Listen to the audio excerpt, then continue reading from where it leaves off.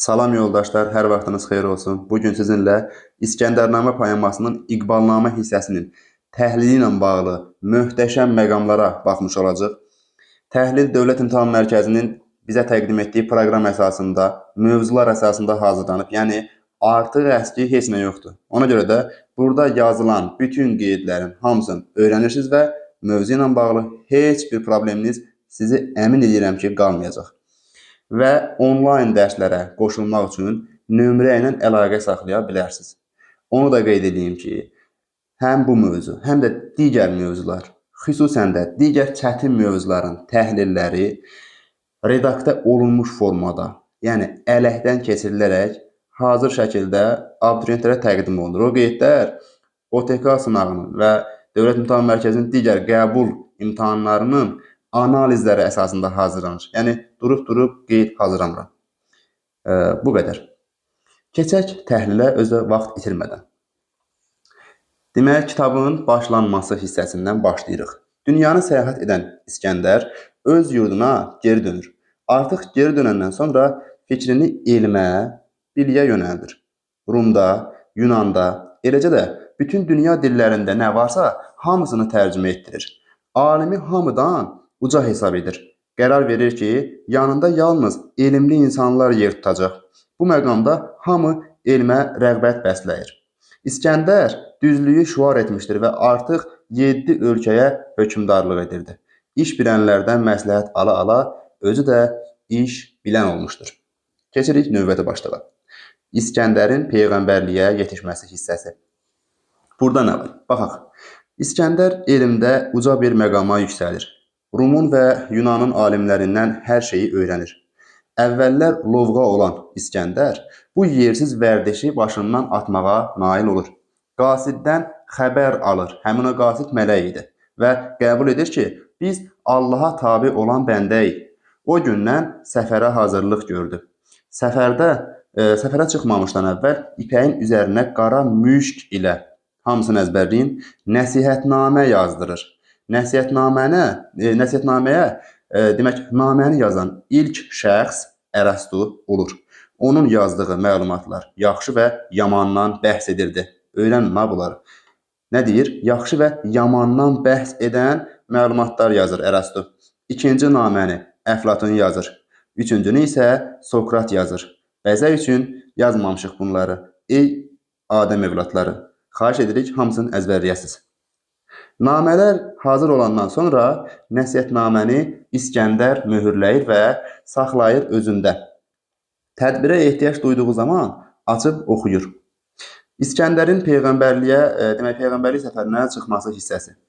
İskəndər elə vəh alıb oldu peyğəmbər, dövlət divanından adını pozub, zəhmət divanına adını yazdırır. Əmr edir ki, Rum və Rusun bacını İskəndərusun adına yazsınlar. Səyahətə çıxmamışdan öncə İskəndər öz taxtını oğluna verir və oğlunu da anasına tapşırır. İskəndər anasına belə vəsiyyət edir ki, gedirəm, bu xalqa et yaxşı rəftar, qoy səndən həmişə razı qalsınlar. Ata tək xalqın himayəsində qal, ana tək dərdlərinə şərik ol. Bu arada onu da qeyd edim ki, mən bu yazıları bəzi burada orfoqrafik səhvlər ola bilər və yaxud da digər məqamlar ola bilər. Yəqin onları üzrlü sayarsınız. Sizə əsas lazım olan materialdır. Onları mənimsəyin. Davam edək. Mən yola çıxmağa zərurət duydum. Qalır taxtım, tacım sənə əmanət. Taxtı oğluna verir. Anasına isə əmanət edir. Yəni taxtı idarə edən oğul olur. Anası oğluna göz qoymağı məsləhət bilir, tapşırır, belə deyək də. Yollarım uzundur, mənzillərim çox. Bilmirəm geriyə dönəcəm ya yox. Amma elə et ki, səfərdən qayıtsam, xəcalət çəkməyək. Nə mən, nə də sən. Yox, əgər səfərdən dönməyim olmasa qismət, düşüncəli davran ki, aqibətin sənə xoş gəlsin. Elə et ki, haqqın məhkəməsində dilin tutulmasın. Sözlərin tamam edən İskəndər səfərə çıxır. Əmr edir ki, bütün Rum və Şam qoşunu onun qarşısında hazır olsun. Fərmanında olan bütün qoşundan cəmi 100 min, diqqət eləyin, 100 min pəhləvan ayırır. Demək, Məqduniyyədən yola düşərək İskəndəriyyəyə gəlib çatır. Bundan sonra birinci olaraq Məğribə gəlir. Misirə gəlib oradan 2 gün qalır. Sonra buradan çıxıb Allahın əmrinə əməl edərək bir xeyli yol gedib dərələr keçir, zəmiləri ötüb çölə yetişir. Məqdəsdən dəstə ilə bir neçə adam hakimin zülmündən davam gətirə bilmədiyi üçün İskəndərdən kömək istəməyə gəlir. Ondan aman istəyirlər. İskəndərə deyirlər ki, gəl bayrağını şəhərimizdə ucalt, bədxahları yox et, biz də dincələk. Bizim yurdumuzda bir əhrimən vardır ki, Allah dostları ilə düşməndir. Bütün din əhlini boğaza yığıb, İskəndər bunları dinləyib sözlərini yerə salmır və beləcə atını Beytül Müqəddəsə sürür. Düşmən İskəndərin gəlmək xəbərini eşidən kimi döyüşə hazırlıq görür. Buna baxmayaraq İskəndər onu məğlub edir. Qüdsün qapısında çarmıxa çəkir. Beytül Müqəddəsi nizama salandan sonra İskəndər Məğribə tərəf yol alır. 6 ay sonsuz çöllərlə yol gedir. Səhralar keçir. Bax 6 ay gedir ha. Səhralar keçir. Beləcə gəlib Nil çayının sahilinə çıxır. Burada yamyaşıl bir təpə görür. Təpənin ətrafı uca dağlar idi. Təpəyə gedən yol isə daş, kəsəklər kəsmişdi. Bu əzablı yolu keçənlər isə o tərəfdə cənnət kimi bir diyar gözləyirdi. Ora kim getsəydi, geri dönməzdi. Bir neçə nəfər ora qalxmağa cəhd etsə də çıxa bilmir. Bu zaman İskəndər alimləri başına yığıb tədbir istəyir ki, o təpəyə necə qalxaq? Alimlər deyir ki, ora tək getmək olmaz. Oraya çıxanlar 2 nəfər olsun gərək. Həmçinin birbaşa çıxmasınlar. 10 addımdan bir yolda dincəlsinlər. Təpəyə çatan zaman dayansınlar. Heyrətə düşməsinlər deyə o tərəfə yavaş-yavaş baxsınlar. Bu tədbir nəticə vermir. İskəndər yenidən alimləri başına yığıb məsləhət istəyir. Alimlər deyir ki, vicdanlı bir şəxs tapmaq lazımdır. Hansı ki bu şəxs dünya görmüş olsun və yazmağı bacarsın. Təpəyə çıxanda kağız və qələm aparsın. Bax, özü ilə kağız və qələm aparsın həmin o şəxs. Yanında əziz bir oğlunu da götürsün. Ata dağı çıxdıqca oğlu onu arxadan təqib etsin. Qayıda bilməsə, o kişi əgər oradan övladına xəbər versin. Heyrətdən dili tutulsa, danışa bilməsə, o tərəfdə gördüklərindən yazıb oğluna versin. Alimlərin bu məsləhətindən sonra bir qoca və bir cavan oğlan tapırlar. Bunları göndərirlər həmin təpəyə. Demək, sonra sabahı gün gənc bir igid təpədən əlində bir namə ilə geri dönür. İskəndər naməni oxuyur. Orada yazılmışdır. Məni bezdirmişdir yolların tozu. Sanki cəhənnəmdir bu yolda hər yan. Elə bil həyatın asılıdır tükdən. Burada geriyə dönmək mümkün deyil. Darasqal yolları keçərkən təngə gəldim. Amma təpəni aşandan sonra cənnət qoxulu məkan məni qarşıladı. Hər tərəf gül çiçəklə, bulaqlarla, meyvələrlə sanki bəzənib. Çeşmələr, bulaqlar əl-ələ verərək böyük çay yaradıb. Bu tərəfə bax belədir. Daha doğrusu bu tərəf bax belədir. Cənnətdən gözəl. O tərəf isə zülmətdir. Yəni bunun gəldiyi yer, İskəndərgilin olduğu yer zülmətdir, cəhənnəmdir. Mən getdim, səlamət olsun, görüm şah. Mən şadam, sizi də Allah şad eləsin. Amin inşallah. Şah gizli sirlərdən agah oldu, amma heç kimə bir kəlmə də demədi. Çünki qorxurdu ki, qoşun bu gözəllikdən xəbərdar olsa, hamı onu tərk edəcək. Ona görə də səfərə davam edir. Yenə tozlu yollara düşür. Yadlara həqiqi din öyrədir. Yolun yarısında İskəndər insana bənzər vəhşilər görür. Bunlar qırdan da qara olan varlıqlar idi. Yaşayış yerləri isə kaha, mağara idi. Demək, bunlar harada yaşayırlar? Kaha, mağarada. İskəndər bunlardan soruşur ki, bu çöllərlə bağlı hər hansısa bir əfsanə bilirsinizmi? Deyin, sizdən başqa vəhşi heyvan ya başqa canlı bu çöllüklərdə yaşayırmı? Qırdan da qara olan bu canlılar İskəndərə deyirlər ki, bu çölün suyu, buludu az olur. Yediklərimiz səhrada ovladıqlarımızdır. İşimiz ovçuluqdur. Demək, bunlar nə ilə məşğul imiş? Ovçuluqla. Ömrümüz heyvan kimi keçir. Tüklərdən, dəridən, nə deyir burada? Gör, Bunların şəraitinə baxın. Dəridən paltar geyinirlər, tükdən paltar, dəridən paltar geyinən var indi. Sonra buralarda nə alov var, nə də su. Alovu günəşdən alırıq, suyu da buludlardan. Demək, alovu günəşdən alırlar, suyu da buluddan. Səhər şeh olanda hava nəmli olur. Beləcə nəfəslə, burada bir dənə su olmalıdır, nəmli havadan su alırıq. Güzəranımız bax belədir. Başqa soruşdunuz ki, bu çöllərdə başqa varlıqlar varmı? Bəli, bizdən başqa səhrada dəstə-dəstə vəhşi adamlar da yaşayır. Sonra. Onlar heç kimlə ünsiyyət bağlamazlar. Onların bir gündə getdiyi yolu biz 2 aya gedirik. Onların biri əlimizə keçmişdi. Bir təhər söz aldıq ondan. Dedik ki, susuzluğa necə tab edirsən? Demək, bunların biri gəlir düşür bu qara demək varlıqların əlinə. Qayıdıb sual verirlər. Soruşurlar ki, burada susuzluğa necə tab edirsiniz? O da nifrətlə, bax, nifrətlə cavab vermişdi ki, su bizə zəhərdir. Heç birimiz su içmirik. Demək, bunlar su içmirlər. Hava bizə suyu əvəz edir. Demək, bunlar da əvvəlki o qara varlıqlar kimi havadan qidalanırlar. İlan kimi heç kəsə yovuşmarıq. Kərtənkələ ilə qidalanırıq. Qidalandıqları nə idi kərtənkələ? Bu cavablardan sonra sual verdik ki, sən başqa hansısa məxluq görmüsənmi? O da cavab verdi ki, hər tim bucağa baş vursaq da səhranın sonunu tapmadıq. Bizə başqa çöllülər rast gəldi. Ondan soruşduq ki, görəsən başqa məxluqlar varmı bu səhrada? Onlar dedi ki, çox uzaqlarda mülk meşəsi kimi bircə şəhər var. Demək, İskəndər bu qaralardan soruşur. Qayıdır deyir ki, sizin burada gördüyünüz başqa adamlar, varlıqlar var.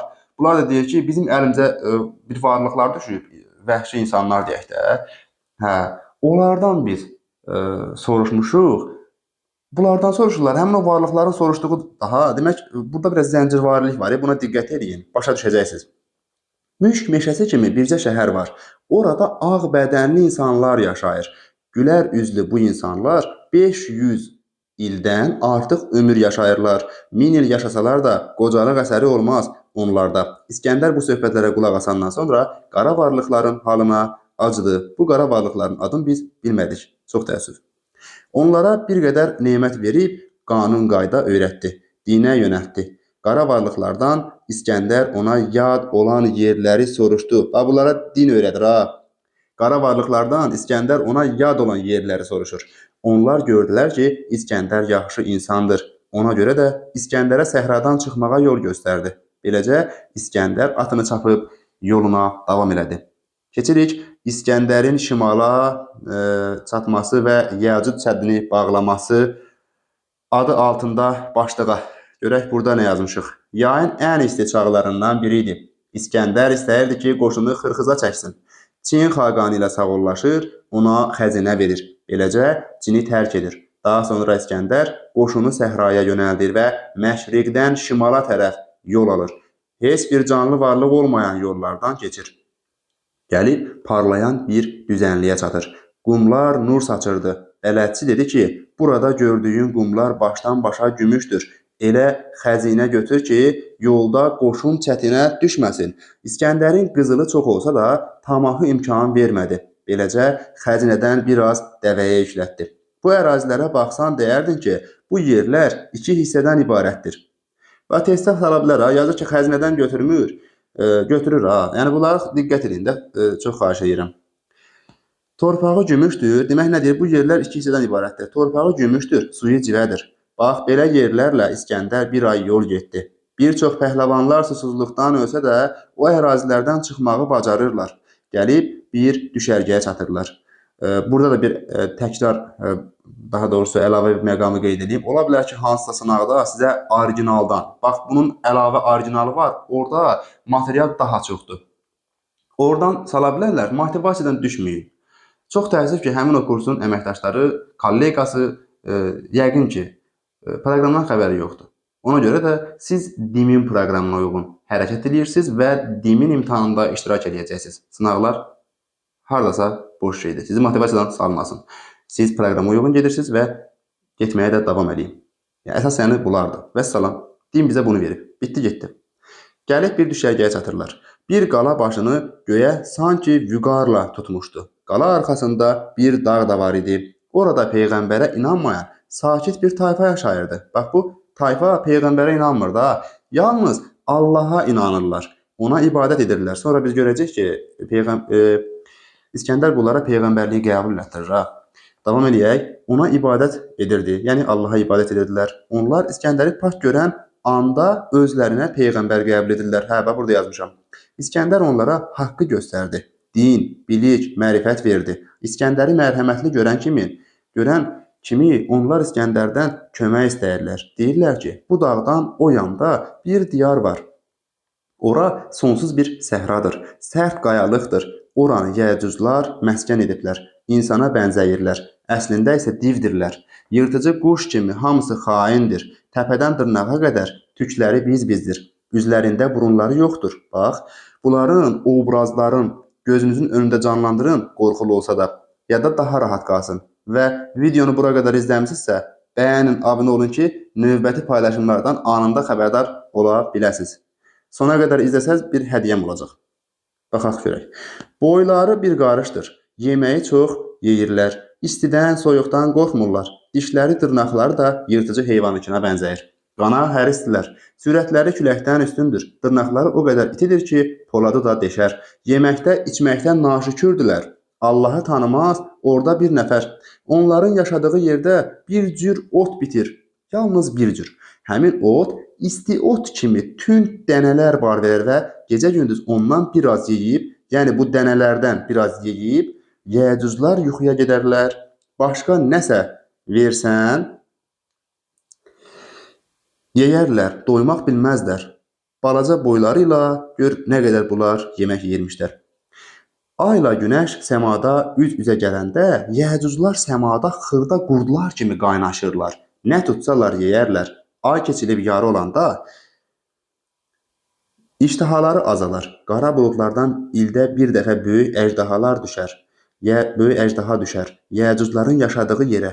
Yəcuclar o yekə əjdahadan doyunca yeyərlər.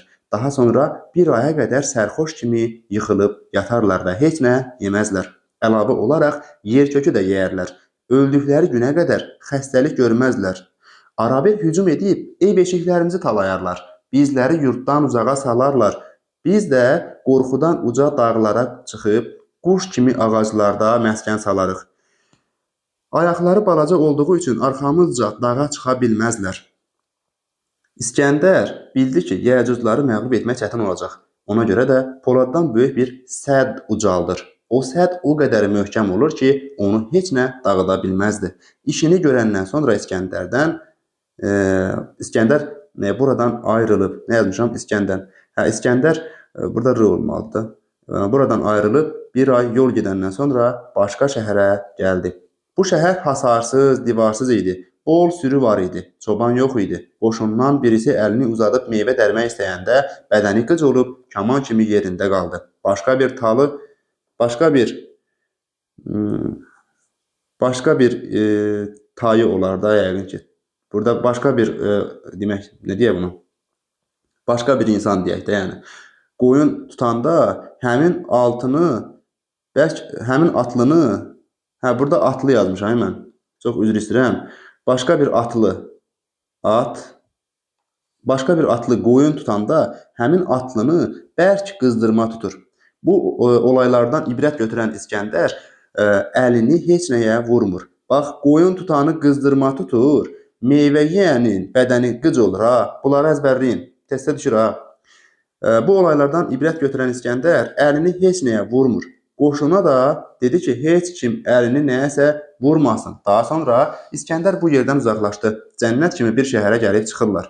Müdrik qocalarla şəhərə daxil olur. Burada İskəndər qapısı qıfılsız gözəl dükanları görəndə heyrətə gəlir. Şəhər əhalisi İskəndəri görəndə ona təzim edir. Sonra İskəndəri saraya aparıb orada qaranlıq qonaqlıq verirlər. Bu məqamda İskəndər soruşur ki, nə üçün sizlər qorxu bilməzsiniz? Heç zərrə qədər. Nə üçün qapılar qıfılsızdır? Nə üçün bu qədər arxayınsınız? Ədalət yurdunun müdrik qocaları İskəndərə dua səna edəndən sonra cavab verirlər ki, biz fağır tayfayıq və dinpərvərik. Əyri dolanmaqla yoxdur işimiz. Allahdan nə gəlsə şükür edərik. Acizlərin dərdinə çarə edərik. Bizdə bərabərdir hamının varı.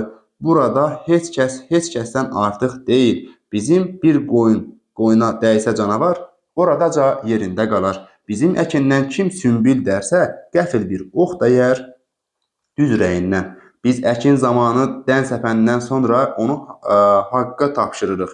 İşin əyri gedəndə kömək edərik. Nə deyir burada? Biz əkin zamanı dən səpəndən sonra onu haqqa tapşırırıq. İşini əyri gedəndə kömək edərik.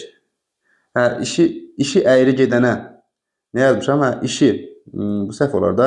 İşi əyri gedənə kömək edərik. Bizdən vəhşi heyvanlar da qaçmaz. Çünki onlara ziyan vermərik. Ehtiyac olanda cüyür, ceyran özləri qapıdan girər içəri. Ovlamaq istəyəndə ehtiyac duyulan qədər ovlayarıq. Əsl tənbəllərin yaşayış yeridir. Heç nə ovlama eləmə, azuqə sənə özü gəlsin. Çox yaxşı yaşayış yeriymiş ora. Tutduğumuz yoldan çıxsa bir insan, tez onu sıramızdan çıxararıq. İskəndər bu qanun qaydanı görüb heyran qalır. Çünki belə şeyləri nə görmüş, nə Xosrovnamədə oxumuşdur. Öz-özünə deyir ki, bu olaylar qoy sənə ibrət olsun. Dünyanı gəzmərəm mən daha bəsdir. Bunların söhbəti bəs edər mənə. İskəndər onları bütün aləmin sütunu hesab edir. Düşünür ki, bu gözəl insanları əvvəldən görsəydi, dünyanı bu qədər hədər gəzməzdi. Tapardı özünə dağda bir kaha, ibadət edərdi orada Allaha. Bunlar tək asudə ömür edərdi. Dini də olardı onların dinindən. İskəndər onları dindar görəndə öz peyğəmbərliyini bildirmədi. Xəzinə bəxş edərək oradan geriyə qayıdır. Rumun ipəyindən düzəldilmiş bayraqları göylərə qaldıran İskəndər başqa istiqamətə yol alır. O atını hara sürdüsə, dərdi, məlalı sildi. İskəndərin vəsiyyəti. Xəstə olan İskəndərin əl atmadığı bir tədbir qalmır. Amma bunların heç bir faydası olmur. Münəccimlər İskəndərin taleyini uğursuz görürlər. Ulduzlara baxırlar, görürlər ki, bu insanın ölümünə çox az qalıb və qorxudan əsməyə başlayırlar. İskəndər öz ölümünü hiss edəndə ağlamağa başlayır. Yaxın dostlarını yanına çağırır, onlara bir növ nəsihət verir. Deyir ki, ürək sözlərini ona çatdır. Deyir ki, gəmim dar girdaba düşüb, köçmək vaxtı gəlibdir. Bu dardan çıxmağım çətin görünür. Hardadır çağırın xəzinədarı? Bəlkə rüşvət verib məni qurtara. Mənim od qılınclı qoşunum hanı? Əslində bu sonluq biraz məntiqli yazılıb. Burada çox tərbiyəvi fikirlər var, həqiqətən. Mənim od qılınclı qoşunum hanı? Qovsun canımdakı bu qızdırman. Yəni, ölüm ayağında onda sənə nə qızıl kömək eləməyəcək, nə də ki, qoşun, var, dövlət və s. Heç nə. Ən qorxunc divləri tutub ram edən təxti tac sahibi İskəndərəm mən. Zəhərli qılıncla tufan edib mən, tozlar qaldırmışam bəhri gülzümdən. Günnücdən gülzümə oldum hökmüran, şimşək qılıncımı gördü qeyrəvan. Mən hansı bir yerə etdimsə səfər, ədalətlə bilik qazandı ellər. Nə gördün? Deyərək sorsalar əgər, deyərəm ki, sanki heç səfər etməmişəm mən. Bir günlük körpəyə bənzəyirəm. Hələ dünyadan doymayıb gözüm. Bütün biliklərdən dərs alsam da ölümün əlində aciz qaldım. Çoxuna mərhəmət lütf eyləmişəm, amma ki əlimdən zülm görənlər olub. Zalim olmuşamsa əhv edin məni. Tabutum torpağa təslim olanda pak ruhum paklara qovuşacaq. Başa kül sovurmaq əvəzinə mənim üçün Allaha dua edərsiniz. Yəni bu dostlarından istəyir ki, ağlaşma qurmağa ehtiyacı yoxdur. Mənim üçün yalnız Allaha dua edin.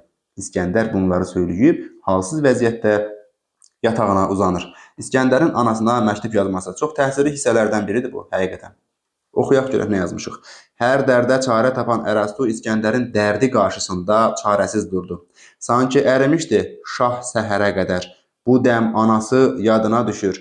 Əmr edir ki, Rumlu katiblərdən biri hüzura gəlsin. Bax, Rumlu katiblərdən biri hüzura çağırır və məktubu yazan həmin bu katibdir.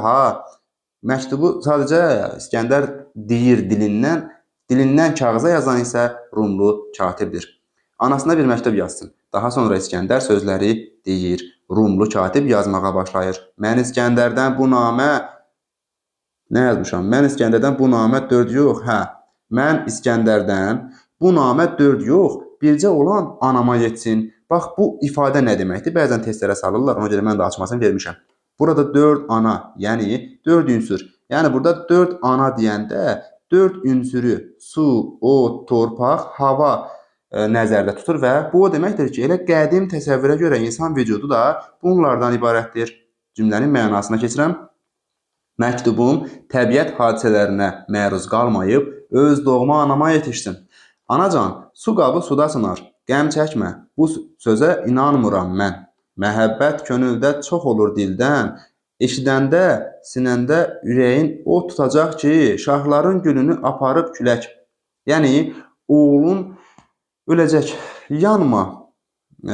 Bəslədiyin balan qayıtmaz. Əlini o yanan ürəyinə bas. Səni and verirəm ərimdiyim südə, o şirin laləyə, o ilk öyüdə, dünyada gənc gedən bir övladına, dinə əməl edən pak insanlara, can verib can alan o yaradana, anacan, bu məktub sənə çatanda, çatıb qaşlarını, kədərlənmə sən. Bu dünya fanidir, boş yerə ağlama, mənim üçün yaz tutma, qara bağlama, dünyanın əzəldən axırı budur. Dünya bir kimsəyə əgər qalıbsa, səni də qoy üssün bu dərd, bu kədər. Ancaq bu dünyanı fani görəndə, başqaları kimi sən də sakit dur. Bunlara baxmayaraq mənim üçün yas qurma. İstəsən, əvvəlcə şahanə bir məclis düzəlt, gözəl yeməklərdən bir süfrə aç. Daha sonra hamını qonaq çağır. Hər kəsi xəbərdar elə ki, qəbirdə heç kimin adamı yoxdursa, buyursun süfrəyə. Deyir ki, hər kəsi çağır, bir məclis düzəltdir, qonaqlıq təşkil elə və orada insanlara məlumat ver. Deyir ki, qəbirdə kimin adamı yoxdursa, buyursun süfrəyə gəlsin, doyunca yesin. Əgər yemiş olsa, onda bir nəfər, sən mənə yas tutub qəmə batarsan. Yəni orada kimsə yemək yesə, sən mənə yas tut. Çünki orada yemək yeyənin 100% dərdi yoxdur da. Aydındır? Nə deyir burada? Əgər yemiş olsa, onda bir nəfər, sən mənə yas tutub qəmə batarsan. Heç kim o süfrəyə əl uzatmasa, bax, sən də unut qəmi, mənə yas saxlama. 30 ya 100 yaş yaşamağın fərqi yoxdur. Əlimdə qalmadı bu saxta saray. Siz də səbr edin. Haray salmayan, məndən salam olsun dosta, tanışa. Bizi ya azad etdi zindandan fələk, hamı azad olsun, görün bizim tək. Məktubu yazdırandan sonra İskəndər onu yola saldı. Özü isə rəhmətə getdi. Sonda Nizami özünə müraciət edir və məsləhət görür ki, əsəri bitirsin.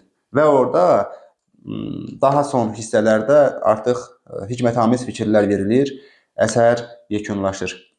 Səhv eləmirəmsə, başqa yoxdur, hə. Belə yoldaşlar, özünüzə yaxşı baxın. Növbəti paylaşımlarda inşallah görüşərik. Əlavə olaraq dediyim kimi, kanala abunə olun ki, növbəti paylaşımlar olanda sizə bildiriş gəlsin və rəy yazmağı unutmayın. Özünüzə yaxşı baxın, hələlik.